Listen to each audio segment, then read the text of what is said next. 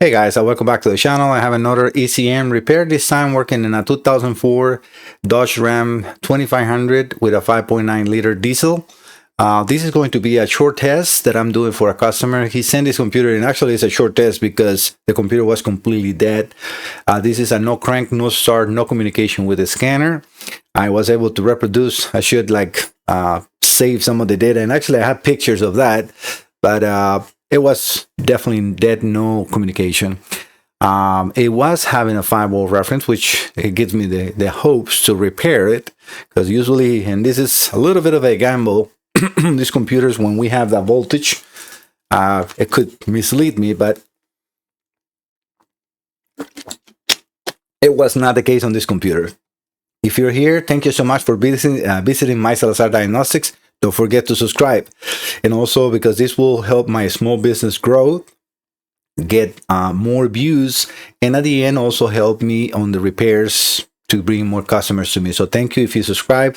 Don't forget to ring that bell. Like that you get notified when I'm uploading more computers. Maybe at the end, it might be one for your vehicle. If you're watching this, I do repair instrument cluster, automotive, and marine computers. So if you have any module, just visit my website. I'm going to put the link, or not the link, the name, complete name of my website in the title of this video, so you can copy and paste it in there. Like that is easier for you. And I'll show you during the video my website, so you can see how easy it is to contact me, download the form that you need to add in box, fill and sign for any repairs. All right, going into this is for Alejandro Delgadillo in California. And yes, it is a 2004 Dodge Ram with a Cummins computer. All right, as you see, I have the computer open, and this was actually previously open. I removed some of the bolts and was already popping out. So it was a little intriguing when I got that, because it's very, I don't know, difficult to then give a warranty to a customer that it was previously open, because I don't know what they did to it. So I can check and recheck and make sure that nothing is missing. Hopefully it's not the case on this computer. All right, as you can see, I have a multimeter up in here, and that is connected to the 5-volt reference and sensor ground. And I have the top down. Top down is the strongest so far to work with Dodge Ram diesel computers. And I'm going to show you why I say that, especially on the bench, and also the tests you can do with this module. So I'm going to, let me get to the folder, because I want to show you some of the pictures that I have gathered from him. All right, so this is there. Let me take those out. So we're going to take the meter and that one for a second out. So I have the information. This is so you can see. I obviously glare some of the information that is not necessary to see. The VIN number that he wrote in here is going to end in 2021-548. Remember that, because that is very important, so you guys see that that is indeed his computer. And this is Pacoima, California. So as you can see in here, 1 ECM, crank no start, no communication.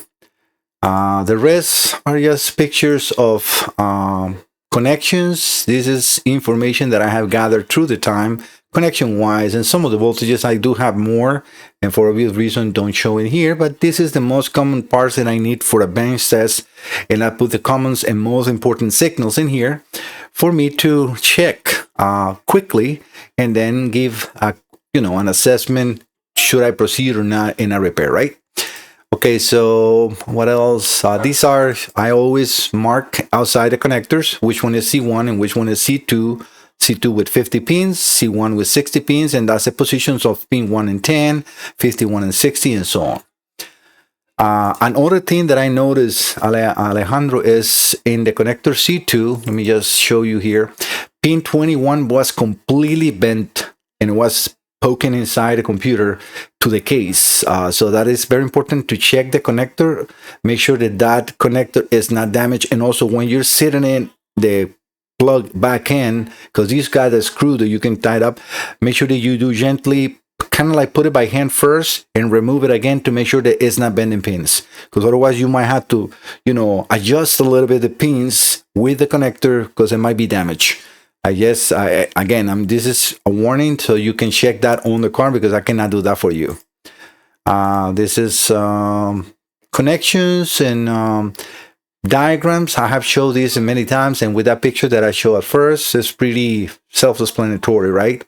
And these are just pictures that I always take after repairs with the board and so on, right? That's pretty much. The other ones are just private information that I keep in there so we don't, see that unnecessarily. Let me just go here.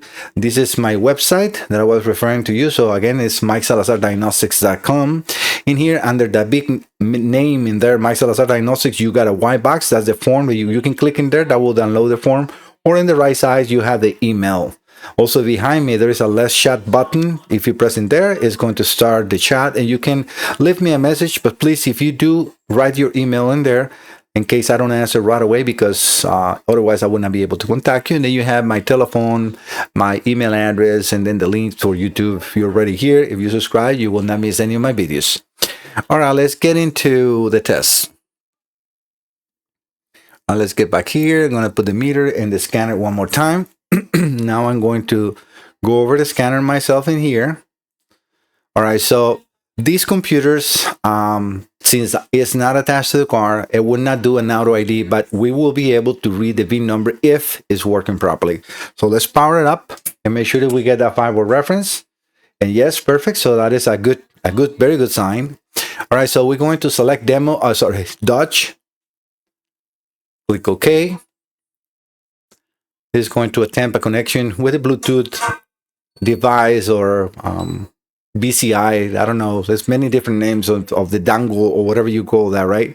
We're going to go into 16-pin, and we're not going to do any automatic search. We're going to go into Dodge again. We're going to select the year,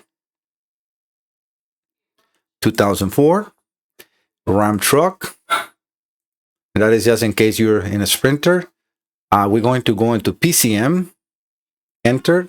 And now this is where if it's talking, it should read and it should put the VIN number right at the bottom when I'm moving that red arrow.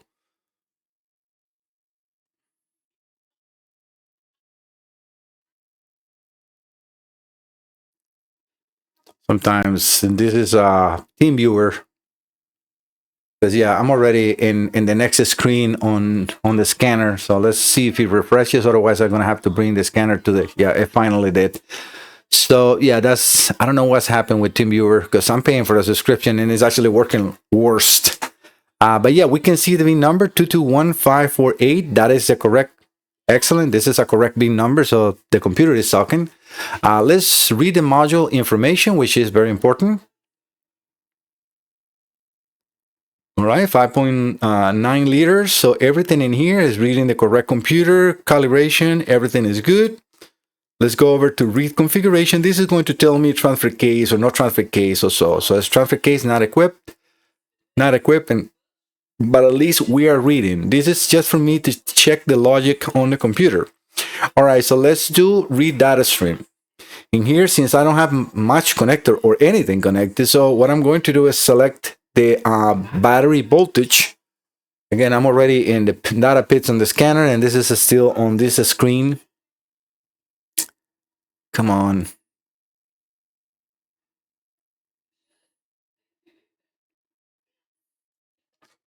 Let me get the scanner down. This is the top down, so you can see that, hopefully it's not too much glare, but we are already on a completely different screen than the one you have in there. It's like it is a stock in that screen. Sorry, I don't know if you can hear me well or not. Now let me select the battery or ECM voltage in here. Yeah, you see now it moved to that screen. So I'm going to select it and then just click OK. It looks like that helps it to move a little quicker. I already had the battery voltage in here. It's not showing it in there. So I'm going to hit a graph. Yeah, at least it's doing. So I'm going to do a change on the voltage in here. I'm going up. And it's already changing in the scanner, not there. I'm going down. Down again. Back to normal. Up. Up. Down. And I'm going to keep it in there. And let's see how long it's going to take this to refresh. Let me click the min max. this. Maybe that will help me to refresh, cancel.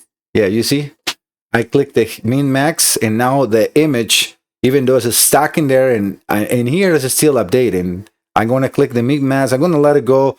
Look where the line is right now. I'm going to click the min max and then click cancel. And now, well, it got stuck in cancel. Jesus. All right, you see that? It looked like it's now updating a little better. Right now, got this up, but you can see we have very good communication. So this computer is now fully operational. And if you have any of these Cummins computers, it's very few people that knows how to repair these computers. I get to the point that even when, like this one is a problem of a microprocessor, I can revive it.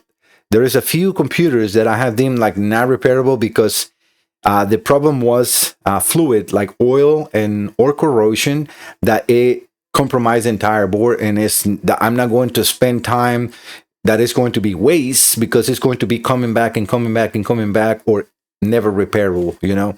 But a clean computer like this one, even though it was pre-open, yes, I take the time to repair it, and it's good. So hopefully I'm going to keep an eye on everything. We are good. So the other thing that I want to do, I mean, I can leave that in there if I want to, but realistically, what I want to do now is maybe take you over to the image in here. Yes, this is very important to do. So what I'm going to do is move the fiber reference that I have now here, keeping the ground in the same spot, but I want to check the let me just see, 54 and 27 are two fiber references that are completely separate from the rest of the fiber reference. One is for the camshaft position sensor, and the other one is for the CKP crankshaft position sensor. I want to make sure that those are good.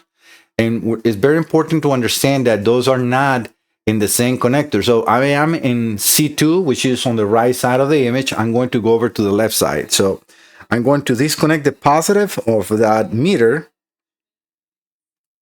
All right, so you see how I now went into like minus something, right? Yeah, we're still, and I'm still in the scanner, so we can see that we are still reading the voltage. So let me carefully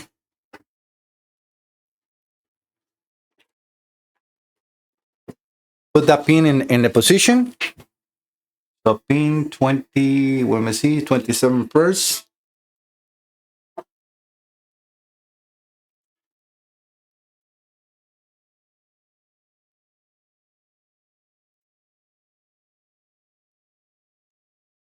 All right, we got 27, and you can see that that is for the CKP. The fiber reference in the CKP is working perfectly. All right, let's check now 54. And I can actually show you that, make sure that you see where the cable is now on the other side of the connector. I always try to show, to leave no doubts that I'm actually doing the correct thing, right? So let me go over to 54 on this connector. This is a 60-pin connector, so that should be here on the last one.